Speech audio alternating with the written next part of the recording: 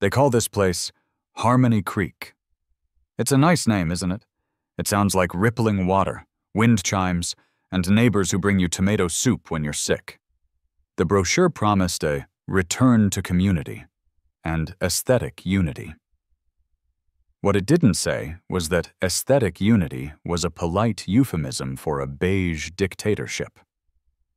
My neighborhood isn't just a neighborhood. It's a color swatch. 50 shades of taupe, grege, eggshell, and for the really wild folks on the corner lot, muted moss.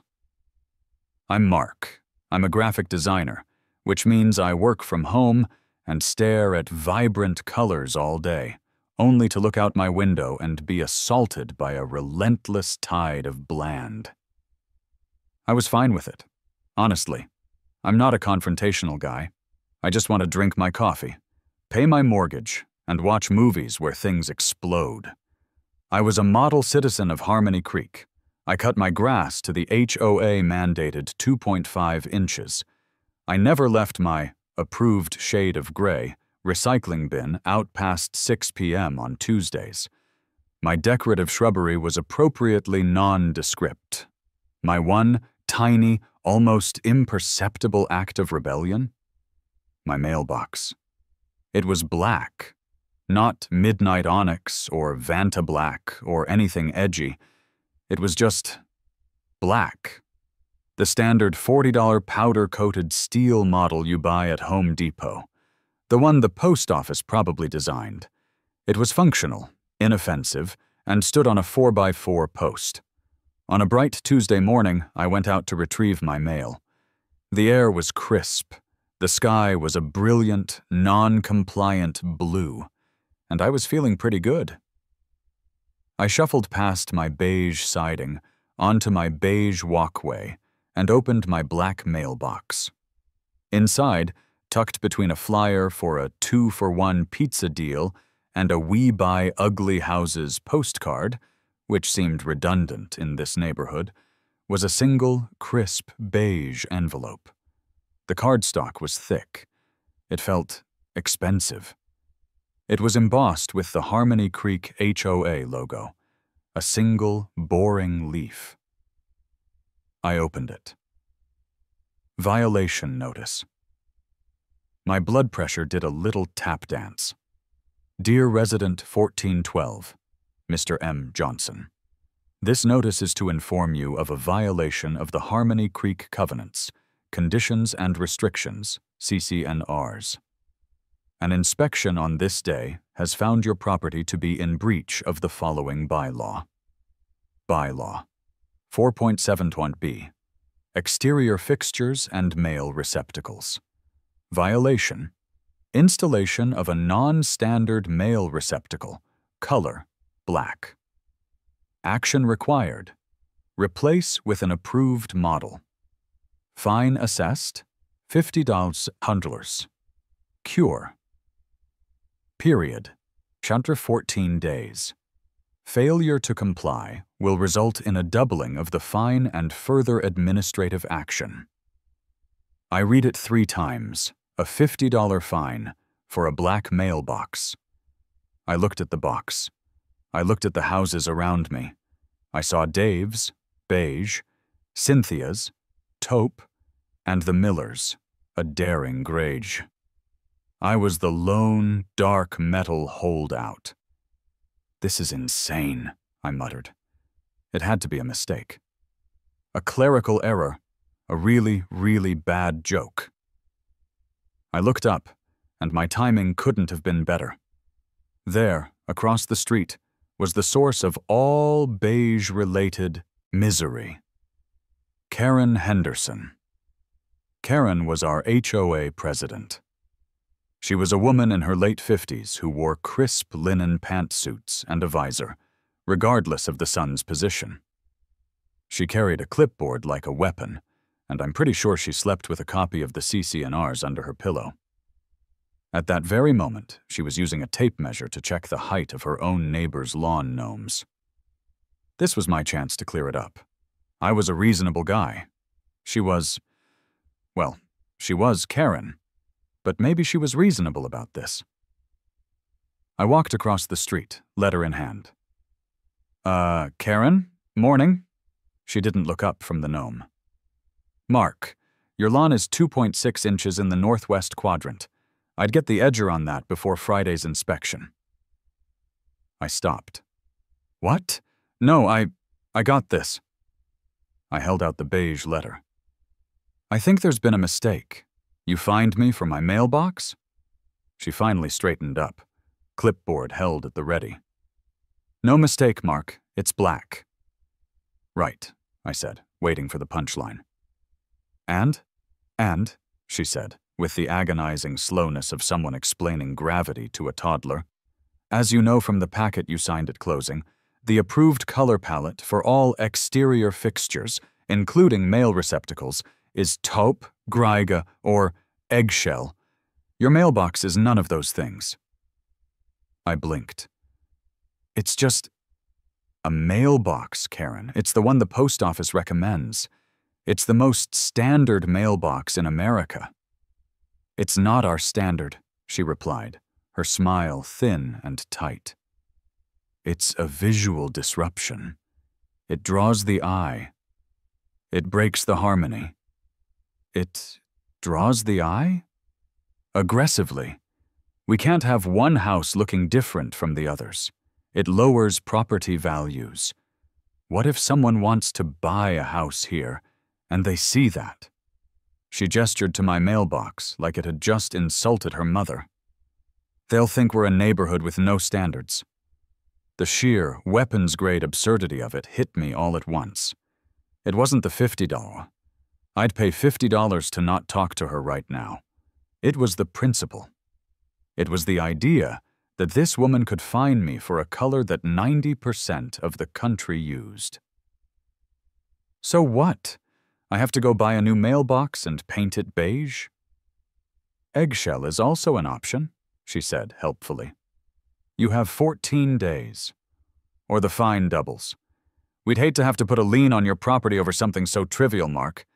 Have a Harmony Creek day." She turned back to the gnome, clicked her pen, and made a note on her clipboard. Condemned, probably. I stood there for a full minute, my hand gripping the beige letter so hard it crumpled. A lien. On my property. For a mailbox. I walked back to my house, past my offensive black mailbox, and went inside. I sat down at my computer, pulled up the Harmony Creek HOA website, and opened the 300-page PDF document titled Covenants, Conditions, and Restrictions. "Fine," I said to my empty living room. "She wants a standard mailbox. She wants something that blends in. She wants to enforce the rules." Slow, evil, and probably very non-compliant grin spread across my face. "Okay. Let's read the rules." I spent the next 8 hours in a self-induced bureaucratic hell. The CC&Rs for Harmony Creek weren't just a document. They were a lifestyle, a threat, and a very effective sleep aid. I had my laptop open, a pot of coffee brewing, and a legal pad. The level of detail was breathtaking. It was a masterpiece of petty tyranny. Bylaw 6.2.A. Approved shrubbery. All forward-facing flora must be of a non-fruiting, non-flowering variety, limited to boxwoods, yews, or other approved green-only foliage. Bylaw 8.1.C. Holiday decorations. Seasonal displays, e.g. Christmas, Hanukkah, Halloween, may be erected no more than 14 days prior to the holiday and must be removed no less than 48 hours after. Inflatable figures are expressly prohibited. Bylaw 11.4. Exterior paint. All repainting, even to the original Harmony Griega, requires a minimum of 3, 3 color swatches submitted to the Architectural Review Board, ARB, 60 days in advance. My head was swimming in a sea of beige legalese. I found bylaw 4.7.b, the one she'd cited. It was just as she said. All mail receptacles must be of an approved color, taupe, graigia, eggshell, and style, standard post mount or wall mount. No novelty or custom boxes permitted. Novelty or custom boxes, I read aloud. She had me. My little black box was technically non-standard by her insane definition. I could fight it, sure. I could go to an HOA meeting, plead my case to Karen and her 2 vice presidents, who I lovingly called Beige 1 and Beige 2, and get formally told to shut up and paint my box. I slumped. Maybe I should just paint the stupid thing. It would take an hour. A $5 can of spray paint. This was a stupid hill to die on. I was about to close the file when I decided to just do a Ctrl+F for the word mailbox. It popped up 12 times. Bylaw 4.7b. Bylaw 4.7.c, maintenance. Bylaw 4.7d, post requirements. I was scrolling past them when my search highlighted a different, unrelated word in a nearby section. Section 9, lawn and garden. I scrolled down. Bylaw 9.1.a, lawn maintenance, grass height 2.5. Bylaw 9.1b, fencing, white picket. 3 foot max. And then I saw it. Oh, sweet, merciful Zeus, I saw it. Bylaw 9.1.c, artistic lawn sculptures. My heart started pounding. I read the line, and it was as if a chorus of angels, or maybe just a really righteous heavy metal guitar solo, started playing in my head. The bylaw read, "To encourage artistic expression within the community's aesthetic framework, residents are permitted to install 1. Custom-made artistic sculpture on their front-facing property, provided it adheres to the following guidelines. A. The sculpture must not exceed 8 feet in height. B. The sculpture must be professionally installed on a permanent concrete base. C. The sculpture must not obstruct the public right-of-way or sidewalk. D. All plans must be pre-approved by the ARB." Wait. I read it again. No novelty or custom boxes permitted. But it did permit custom-made artistic sculptures. She had banned my 2-foot-tall mailbox, but she had, in her infinite wisdom, left the door wide open for an 8-foot-tall sculpture. I looked at the wording. 1 custom-made artistic sculpture. 8 feet max. Professionally installed. My gaze drifted to my TV. I'd just finished a 22-movie Marvel marathon the weekend before. The image of Captain America's shield was still burned into my brain. But no, better. The image of the god of thunder. "An artistic sculpture," I whispered, the grin returning. A sculpture that just so happens to be next to a very, very small, very, very beige, fully compliant mailbox. The idea bloomed in my head, fully formed and glorious. I wasn't just going to replace my mailbox. I was going to give Harmony Creek the artistic expression it never knew it needed. I grabbed my laptop. I skipped Landscapers and Lawn Art by Brenda. I skipped Modernist Steel Sculptors. Too expensive. Probably wouldn't get the joke. I Googled custom metal fabricators, blacksmiths near me, and weird prop builders USA. After an hour of wading through sites for custom railings and wrought iron gates, I found it. The website looked like it was designed in 1998, all black background and flaming text GIFs. Vulcan's Forge and Fabrication. The tagline was, "If you can dream it, we can weld it." The gallery was magnificent.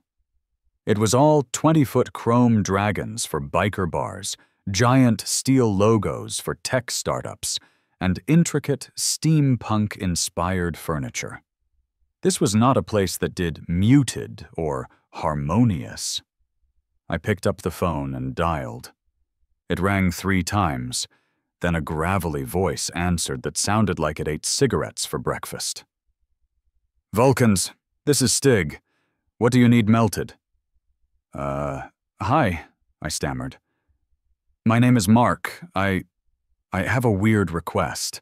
I need a piece of sculpture, a really big one, for my front yard." "Yeah?"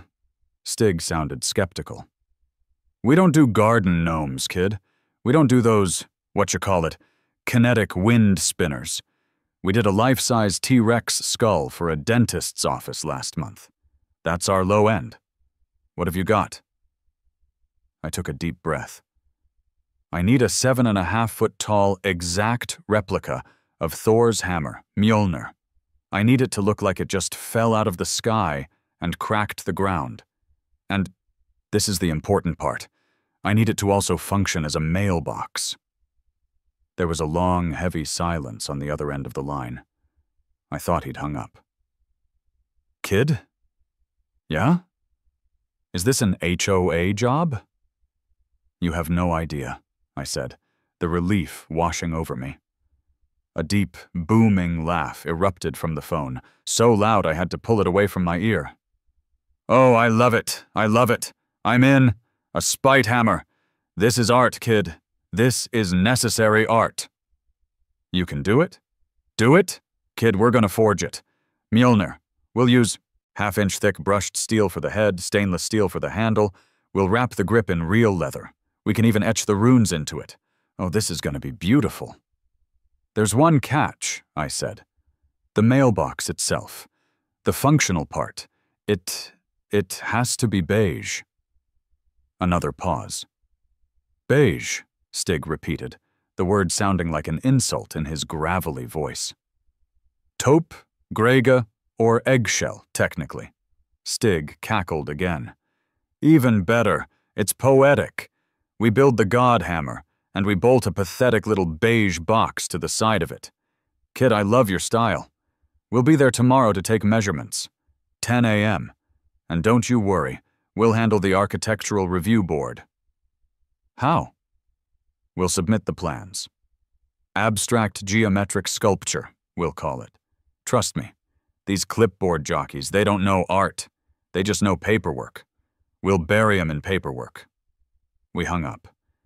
I looked at the $50 fine on my desk. I looked at the 300-page covenant. 14 days, Karen," I said to the empty room. "Let's see what we can do in 14 days." The next morning at 9:57 a.m., Harmony Creek's acoustic illusion was shattered. A vehicle that sounded less like a truck and more like a barely contained industrial accident rumbled down my street. It was a massive matte black Ford F-350 dually, jacked up so high you'd need a stepladder to get in. It had smokestacks. Smokestacks. It rolled to a stop in front of my house, the diesel engine idling with a ground-shaking thrum, thrum, thrum. Across the street, Karen Henderson, who was tending to her approved boxwoods, literally froze, pruning shears in hand. Her head snapped up, her visor askew. She looked like a meerkat sensing a predator. 3 men got out of the truck. The driver, who I assumed was Stig, was a mountain. He had to be 6'5", with a magnificent 2-foot-long braided beard that had silver rings woven into it. He wore a leather apron over a black t-shirt that just said Forge. The other 2 were his apprentices. One was a tall, skinny guy with welding goggles perched on a shock of red hair, He had Pyro tattooed on his forearms. The other was shorter, built like a fire hydrant, and was already pulling blueprints from a tube. He was Wrench. Karen was watering her beige petunias, I'd later tell my friends. She saw Stig and her sprinkler hand just stopped. The water arced gracefully and hit her neighbor's approved white picket fence. She was mesmerized in horror. "You, Mark," Stig boomed, striding onto my lawn. His handshake felt like getting my hand caught in a vice. "That's me. You're Stig." "This is Pyro and Wrench," he said, gesturing. "They're my artists. So this is the spot, eh?" Stig stood where my sad little mailbox was, stroking his beard. "Oh yeah, this has potential. The sight lines are perfect." Karen, unable to contain her curiosity, had begun a slow, meandering walk that was bringing her closer and closer to my property line. "So, Itoi," said, lowering my voice. "The plan, the bylaws." "Got 'em right here," Wrench said, unfurling a blueprint on the hood of his truck. It wasn't just a sketch. It was a full, Ki-Ad-designed, 3D rendered schematic. "Okay, boss. We've got the abstract geometric sculpture number 3, Norse-inspired." "Norse-inspired. I love it," I said. Stig pointed at the blueprint. "So here's the compliance part. Bylaw 9.1b. Professionally installed on a permanent concrete base. We're not just going to pour a little slab, kid. We're going to do this right. We'll bring in a mixer. We're pouring a 4x4x4 foot footing. This ain't a sculpture. It's going to be a monument. This baby ain't moving in an earthquake, let alone a stiff breeze. We'll texture the top of the concrete to look like shattered rock, like it just landed from Asgard." "That is perfect," I said, giddy. "Now, the critical part," Stig continued, lowering his voice as Karen did a pretend-to-tie-my-shoe move about 30 feet away. "The mailbox itself. We build the hammer, 7.5 feet of glorious American-made steel. We etch the runes. We wire the LEDs to a solar cell on the back. It'll glow at night." "You're wiring it?" "Oh yeah," Pyro chimed in, his eyes gleaming. "A soft, ethereal blue. It'll be tasteful, tastefully epic." "But the box," I pressed. "Right, the box," Stig said, pointing to a tiny, pathetic-looking square on the schematic, right next to the massive concrete base. "We weld a simple steel post right here, separate from the sculpture. And on that post, we mount one Harmony Creek-approved mail receptacle. We already bought it. It's the most offensive color of eggshell I have ever seen. It's drying in the shop right now." I looked at the schematic. The hammer was enormous. The mailbox was a tiny beige parasite clinging to its side. "It's brilliant," I said. "It's technically not part of the hammer. It's just aesthetically next to it." "It's like the hammer is guarding the mailbox," Wrench added with reverence. "Exactly," Stig boomed, clapping Wrench on the back. "She fines you for the hammer, you say, 'That's not my mailbox, Karen. That's my art, as approved by the ARB. My mailbox is this boring little taupe box, just like you wanted.'" "Speaking of the ARB," I said, "Bylaw 9.1.d. All plans must be pre-approved." Stig held up a manila envelope. "Already filed it. Dropped it off at the HOA office this morning before we came here. Application for artistic sculpture installation." We included the schematics, the ones titled Abstract Geometric Number 3. We included our contractor's license, our insurance bond, and a 10-page artist's statement written by Pyro about form versus function in a post-industrial suburban landscape. "You didn't," I whispered. I did, Pyro said proudly. I used the words juxtaposition and liminal space a lot. They'll be so confused they'll have to approve it. They have 10 days to respond, or it's approved by default. We start the concrete pour in 11 days. This is more than I ever dreamed of. I looked at Stig. What do I owe you? He named a price that made my eyes water. But at this point, I didn't care. It was no longer about $50. It was about justice. It was about art. I wrote him a check for the deposit right there on the hood of his truck. This is the best day of my life, Stig said, carefully folding the check. We'll be back. They piled into the monster truck, which roared to life and thrummed off down the street, leaving a cloud of diesel smoke and a very confused, very angry-looking Karen in their wake. The next 10 days were a masterclass in suburban psychological warfare. The cure period on my original fine was ticking. On day 7, I got a new letter. Violation notice. Second resident 1412. Your non-standard mailbox is still in violation.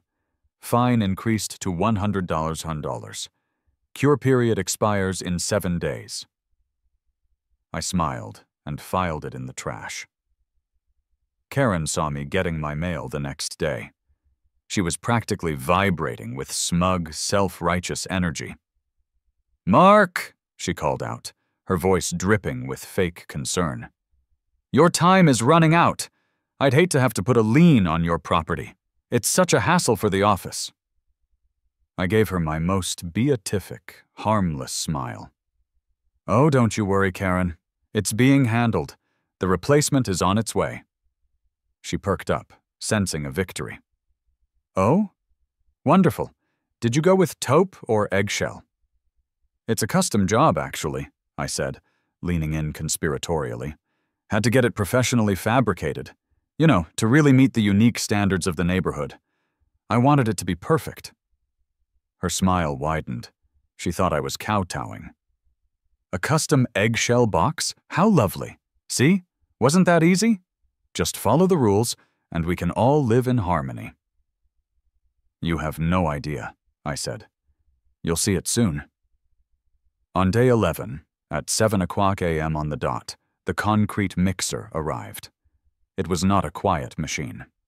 The beep, beep, beep of it reversing onto my lawn, combined with the churn of the mixer, was a beautiful industrial alarm clock for the entire street. Lights clicked on in houses up and down Harmony Creek. Stig and his crew were already there, having built a perfect 4x4x4 wooden frame around the spot. This time, Karen didn't walk. She stormed. She was in her bathrobe, a beige waffle-knit number, and fuzzy slippers. Her hair was in a frantic top knot. She was waving a piece of paper. "What is the meaning of this?" she shrieked over the sound of the truck. "Stop! Stop this! You cannot pour concrete without an architectural review board approval." Stig, who was directing the shoot, just pointed at me. I walked over, holding a single piece of paper and a coffee mug. "Morning, Karen. Lovely day for a pour, isn't it?" "I'll have you sued. I'll fine you for the truck. I'll fine you for the noise." "Actually, you can't," I said, my voice calm. "According to bylaw 9.1.c, I'm just pouring the required concrete base for my artistic sculpture, which, by the way, the ARB approved by default. Your 10-day window closed yesterday at 5 p.m. I checked." I handed her the paper. It was a copy of the city permit for a minor concrete installation. "And the noise ordinance isn't in effect until 10 p.m., I added helpfully. "They're totally clear. City permit is signed and sealed. Want some coffee?" Karen looked at the city permit. She looked at the ARB application I'd paper-clipped to it, complete with a submitted date stamp from 11 days prior. Her mouth opened and closed. No sound came out. She was, for the first time in her life, stymied by her own rules. The crew unleashed the concrete. A thick gray sludge poured into the frame, a beautiful 4-foot cube of pure, spiteful potential. Karen made a sound like a deflating bagpipe and stomped back to her house, her fuzzy slippers squelching in the morning dew. The crew finished, smoothed the top, and left. For 3 glorious days, it was just me, my neighbors, and a giant, ominous cube of curing concrete on my front lawn. The neighborhood Facebook group, which I secretly monitored, was going insane. Brenda L. Does anyone know what Mark Johnson is building in his front yard? It's hideous. Is it a new septic tank? Gary M. I think it's a bunker. My cousin in Idaho has one. Prepping for the end times, maybe? Karen H. in a chillingly calm post. Rest assured, neighbors. The HOA is monitoring the situation. We are aware of the installation and are reviewing our options. I just sat on my porch, drinking my coffee, and watching the concrete cure. It was beautiful. The day arrived. Day 14, the final day of the cure period. I got the alert from my security camera at 10:30 a.m. A vehicle had pulled up. It wasn't the monster truck.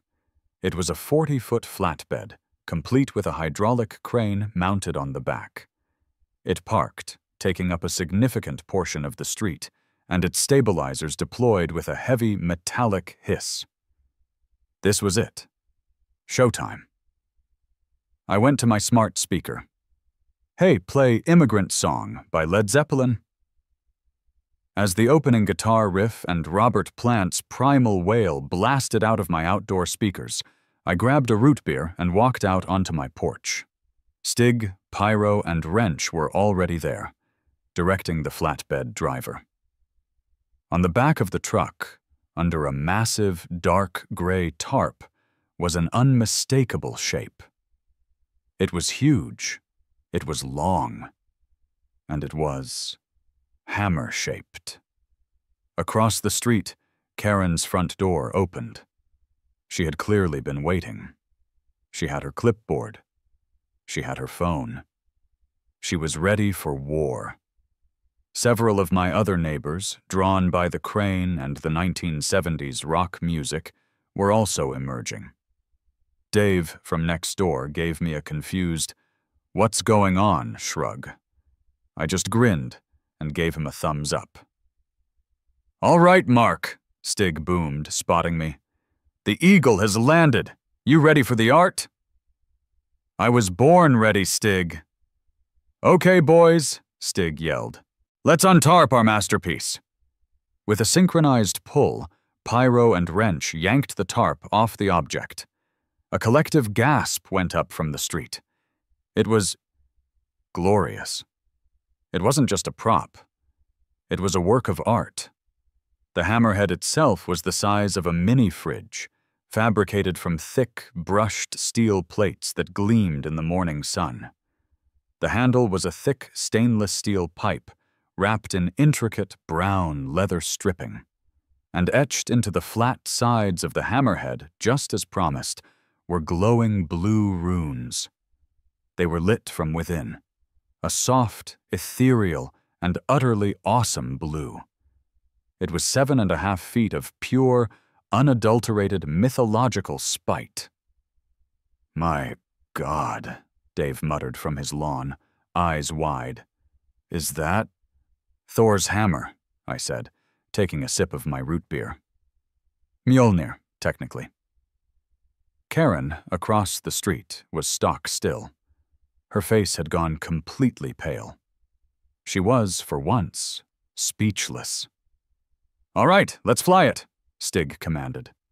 The crane operator expertly hooked heavy-duty straps to the hammer.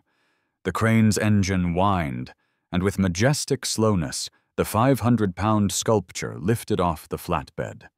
It swung gracefully through the air, over my boxwoods, and hovered above the giant concrete cube. The neighbors were all out now. Phones were out.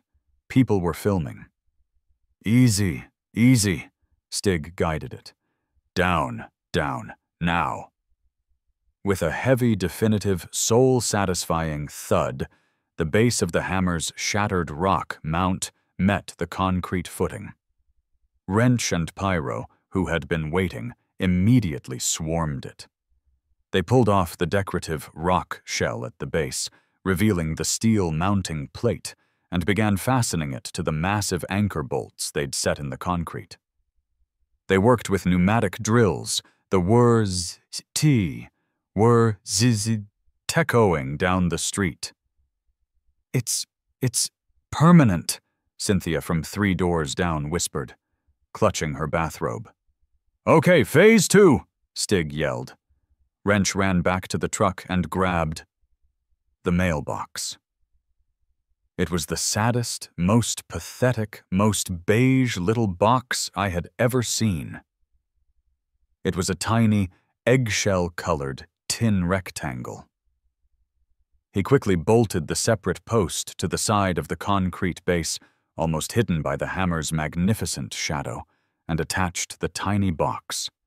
It was the physical embodiment of a legal technicality. It was perfect. The entire installation, from immigrant song to the final bolt on the beige box, took less than 10 minutes. Stig and his crew stepped back, admiring their work. The hammer loomed over my lawn, a silent steel sentinel. The runes glowed. The leather grip looked menacing, and the tiny beige mailbox cowered beside it. "Well, kid," Stig said, clapping me on the shoulder. "There she is. Fully compliant." And that, of course, is when Karen finally found her voice. She didn't just walk. She didn't storm. She sprinted. She ran across her lawn, across the street, nearly getting clipped by the mail truck, ironically, and onto my property, her face a shade of non-compliant crimson. "Mark, what is this?" Her voice was a shriek that could peel paint. "Remove this! Remove this at once!" I took a placid sip of my root beer. I walked down from my porch and stood next to my new installation. I put my hand on the cool steel. "Remove what, Karen? My sculpture?" I asked, all innocence. "That is not a sculpture!" she screamed, jabbing a finger at it. It's a weapon. It's a novelty mailbox. It is expressly prohibited." Whoa, hold on," I said, holding up my hands. "You're confused." "This," I said, walking over and tapping the giant 7-foot-tall steel hammer, "is my custom-made artistic sculpture, as allowed by Bylaw 9.1.c. I call it the God of Thunder's Paperweight. It's under the 8-foot height limit. It's professionally installed on a concrete base, and as you can see, it doesn't obstruct the sidewalk. The ARB approved it and everything. Stig and his team did a great job." "It's our masterpiece," Stig said, folding his arms. He looked like a proud, bearded father. "And this," I said, walking over and tapping the tiny, pathetic beige box cowering next to it, "is my mailbox." Karen stopped. Her eyes darted from the hammer to the box. "See?" I said, opening the little metal flap. "It's where my mail goes. Approved color, eggshell. Standard post mount. Fully compliant with Bylaw 4.7b. It's exactly what you wanted. It's the very picture of aesthetic unity. It's harmonious." Karen's brain seemed to short-circuit. She was sputtering, trying to form a coherent sentence. Her mouth opened and closed, but all that came out was a high-pitched "Gah! Buh! Wah!" You can't, she finally managed. It's attached. It's one piece. Nope, Wrench chimed in, holding up his drill. Totally separate installations. The sculpture is bolted to the concrete footing here. The mailbox post is bolted here, 6 inches away. They're not touching. Different zip codes, legally speaking. It's ugly, she shrieked, a word that was, in her world, the ultimate condemnation. It's tacky, it's pagan, Stig barked a laugh. She's complimentary. Karen, I said, my voice dripping with the same fake concern she'd used on me. Are you discriminating against my artistic expression? I thought Harmony Creek encouraged art. It's right there in section 9.1.c. She looked at the hammer. She looked at the crowd of neighbors, all of whom were filming her meltdown. She looked at the beige box. And she finally, well and truly, snapped. I'm calling the police, she screamed, whipping out her phone. What, for the sculpture? I asked. For public menace, for a weapon, for threatening the neighborhood. You'll hear from my lawyer. You'll hear from everyone. She stomped back to the sidewalk, jabbing at her phone, her entire body shaking with a rage so pure, it was almost, well, artistic. Stig looked at me. A public menace? Kid, I've never been so proud. We all just stood there. Me, Stig, Pyro, Wrench, and half the neighborhood. We watched as Karen paced on the sidewalk, screaming into her smartphone. I could just make out parts of her 911 call, and it was a Hall of Fame performance. Yes, a giant metal bludgeon in his front yard. It's 7 feet tall. A pause. I don't know if he is threatening anyone. He's looming. The hammer is looming. Another pause, this one longer. No, I am not having a dispute about a mailbox. This is a public safety hazard. It's pagan. It's going to attract lightning. Yes, lightning. It's a giant metal lightning rod of doom. Send an officer. Send the chief. Stig, who was leaning against his truck, was trying to light a cigar and failing because he was laughing too hard. A lightning rod of doom. That's what we're calling the next model, boys. We didn't have to wait long. This was Harmony Creek. The cops had nothing better to do. 5 minutes later, a squad car rolled slowly down the street and pulled up behind Stig's flatbed. The flashing lights looked absurd, casting red and blue reflections on the hammer's brushed steel. 2 officers got out. One was the veteran. You could tell immediately. He was in his late 50s, with a gray mustache and a look in his eyes that said he'd seen every stupid thing humanity had to offer. And he was just tired. His name tag read Miller. The other was the rookie. He was young, sharp, and looked like he'd just stepped out of a recruiting poster. His name tag read Sanchez. He was the one who saw the hammer first, and his professional, neutral expression was desperately fighting a grin. He was losing. Karen, seeing her saviors, rushed the car. "Officers, thank God, this man," she pointed at me with a shaky, accusatory finger, "has installed a public menace. It's a weapon. He's threatening the neighborhood. It needs to be removed. It's unstable." Officer Miller stopped. He put his hands on his hips. He stared at the hammer. He stared at it for a long time. He looked at the concrete base. He looked at the glowing runes. He looked at the tiny beige mailbox next to it. His lip twitched. "Ma'am," Miller said, his voice a low, gravelly monotone. "Is that Thor's hammer?" "It's Mjolnir," Officer Sanchez muttered under his breath. And I knew right then. I was golden. I walked over slowly, my hands up in the universal, "I'm the reasonable one" gesture. I was holding a new, very important folder. "Officers, good morning. My name is Mark Johnson. This is my property."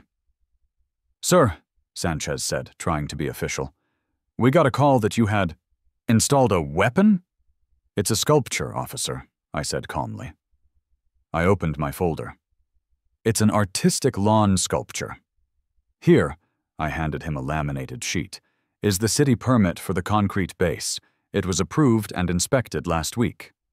And here," I handed him a second laminated sheet, "is a copy of the Harmony Creek HOA bylaws, Section 9(1)(c), which specifically allows for custom-made artistic sculptures up to 8 feet in height. And this," I pointed to the sad beige box, "is my mailbox, which is the whole reason for this entire situation." Karen was vibrating. "It's a trick! He's using loopholes! It's a mailbox! A novelty mailbox!" Officer Miller sighed. It was a sigh that came from the very depths of his soul. He walked over to the hammer. He knocked on it with his knuckle. It made a solid, satisfying thunk. He looked at Karen. He looked at me. He looked back at the hammer. "Ma'am," he said, turning to Karen, "I'm not seeing a crime here." "What?" Karen shrieked. "It's a hazard!" "Is it?" Miller asked. He turned to me. "Sir, is this thing stable?" "Yes, sir, officer," Stig chimed in, walking over. "Stig, Vulcan's Forge and Fabrication. We're the contractors. That sculpture is mounted on a 4x4 by 4 foot cured concrete footing. It's anchored with 6-inch, 1-inch thick galvanized steel bolts. I could hang my truck from it. It's not going anywhere." Miller nodded, satisfied. He looked at Karen. "Ma'am, he's not breaking any laws. He has a city permit. It's structurally sound. It's not obstructing the sidewalk or the street. It's just there." But, it's ugly," Karen finally wailed, playing her last card. Officer Miller actually closed his eyes for a second. "Ma'am, ugly is not a police matter. That's an HOA problem, a civil matter. We can't arrest a man for tacky lawn art." Officer Sanchez, who had been examining the glowing runes, finally spoke up. It's pretty well made, sir. The etching is really clean. Is that TIG welded?" he asked Stig. "You know your metalwork, kid," Stig said, impressed. "My brother's a welder," Sanchez said with a grin, before catching Miller's get-back-to-work glare. "Karen," I said, trying to be helpful, "my mailbox is fully compliant. It's the eggshell color you recommended. I'm cured of my violation. The fine is void, right?" Karen's face turned a color I'd never seen before. It was a purple gray, a blighted eggplant. She knew in that moment that she had lost. She had used her biggest weapon, calling the police. And it had backfired spectacularly in front of the entire neighborhood. "Ma'am, is there anything else?" Miller asked, his hand on his radio. "A real crime, maybe? Someone jaywalking? A loud bird?" Karen just stared at him, her mouth agape. Defeated, she turned on her heel and stomped back to her beige fortress, slamming the door so hard I thought her approved seasonal wreath might fall off. Officer Miller watched her go. He turned back to me, the tired cop look fading, replaced by the shadow of a smile. He nodded at the hammer. "Gotta be honest, son," he said, lowering his voice. "In 25 years on the force, this is a new one. My wife's on our HOA board. I get it." "Just trying to be compliant, officer," I said. Miller chuckled. He started to walk back to his car, then stopped and turned. He looked at me, then at the hammer. "Just one question, son." "Sir?" He nodded at Mjolnir. "Are you worthy?" I looked at the hammer, glowing in the sun. I looked at the crowd of my neighbors, who were now openly laughing and a-playing. I looked at Stig, who was finally lighting his cigar. "I pay my taxes, officer," I said. "I guess so." Miller let out a short, sharp laugh. "Good enough." He and Sanchez got back in their car. As they pulled away, I could see them both laughing, heads thrown back. The flatbed was already packed up. The crane was folded. Stig and his crew came over to say goodbye. "Well, kid," Stig said, shaking my hand again. "It's been a profound pleasure. You call us if you need anything else? A giant shield for the garage door? A life-size iron dragon for the roof? You name it." "I think I'm good for now, Stig," I laughed. "But thank you. It's a masterpiece." "Yes, it is," he said, looking at it one last time. "Yes, it is." They piled into their monster truck and rumbled away, leaving me alone on my lawn, in the sudden, quiet aftermath, with my new 7.5-foot-tall god hammer. The fallout was immediate, and it was glorious. The hammer wasn't just a mailbox accessory, it was an event. The Harmony Creek Facebook group, which had been a sleepy forum for lost cats and passive-aggressive complaints about recycling bins, exploded like a supernova. The neighborhood split hard. Half the residents, Karen sycophants, the true believers in aesthetic unity, were appalled. Brenda L. "It is an abomination. It has glowing runes. What kind of devil worship is this? It's attracting the wrong element. I saw a teenager in a Metallica shirt stop and take a picture." Gary M. "Property values are going to tank. Who wants to live next to a carnival ride?"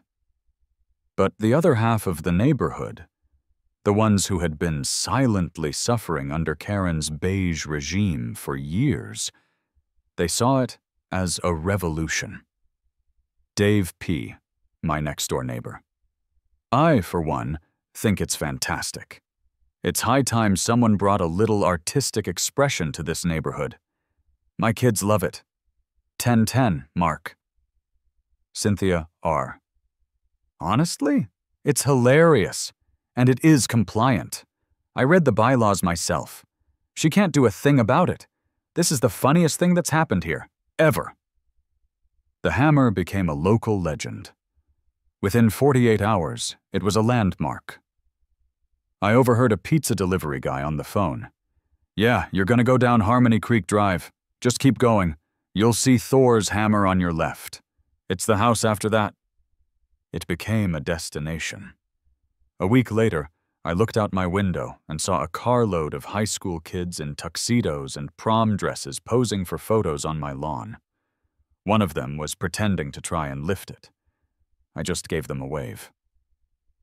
Mailman, a guy named Gary, absolutely loves it.